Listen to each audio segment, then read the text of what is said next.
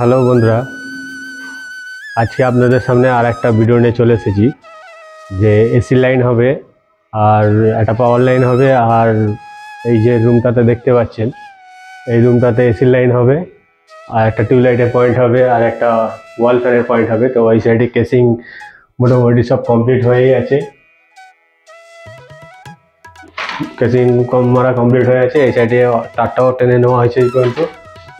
তো আর এই সাইডে 12 মডেলের জন্য এই যে বক্স বসানো হয়েছে, এখান থেকে সুইচ অন অফ হবে আর এসির বোর্ডটা হবে ঠিক এই জায়গাটায়।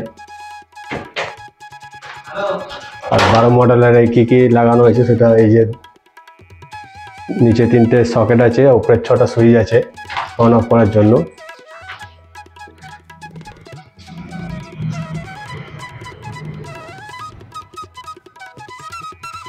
আর এই জায়গাটাতে একটা 6 মডেলের বোর্ড বসবে, 2টো সকেট 2টো সুইচ পাওয়ার বোর্ড, 16 অ্যাম্পিয়ারের জন্য। আর 3 ফেজ এই যে মিটার আছে, এখান থেকে লাইনটা নেওয়া হবে। এই যে আমি তারটা ওয়ারিং করা হয়ে গেছে পাইপের মাধ্যমে, তো আপনাদেরকে দেখাতে যাচ্ছি। এই যে এইভাবে এসছে পাইপটা। তো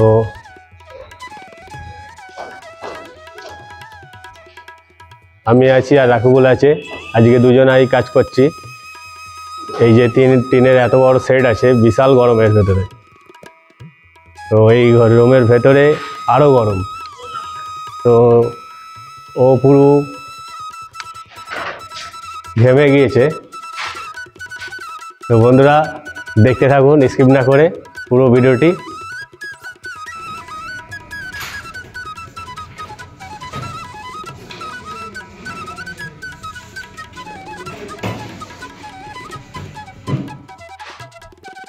বন্ধুরা, আমার চ্যানেলে আপনারা নতুন হয়ে থাকলে আমার চ্যানেলটিকে সাবস্ক্রাইব করে নেবেন। নতুন নতুন ভিডিও দেখতে হলে আর কমেন্ট করে জানাবেন যে কোনো অসুবিধা হলে আমি কমেন্টে অবশ্যই জানিয়ে দেবো। তো এই সাইডে 4 মডেলের বক্সে প্লেটটা লেগে গিয়েছে, তো 16 অ্যাম্পিয়ার সকেট ছিল না বলে ওই কারণে বোর্ডটা এখনও ফিটিং করা হয়নি।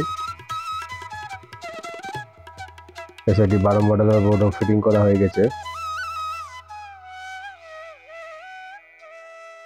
বাইরে যে 6 মডেলের বোর্ডটা রয়েছে ওটাও 2টো সকেটের জন্য এখনও ফিনিশিং করা হয়নি, তো এটা পরে আমি একসময় এসে লাগিয়ে দেবো। তো বন্ধুরা, ভিডিওটি কেমন হয়েছে আপনারা কমেন্ট করে জানাবেন। ভিডিওটি পুরোটা দেখার জন্য আপনাদের অসংখ্য ধন্যবাদ।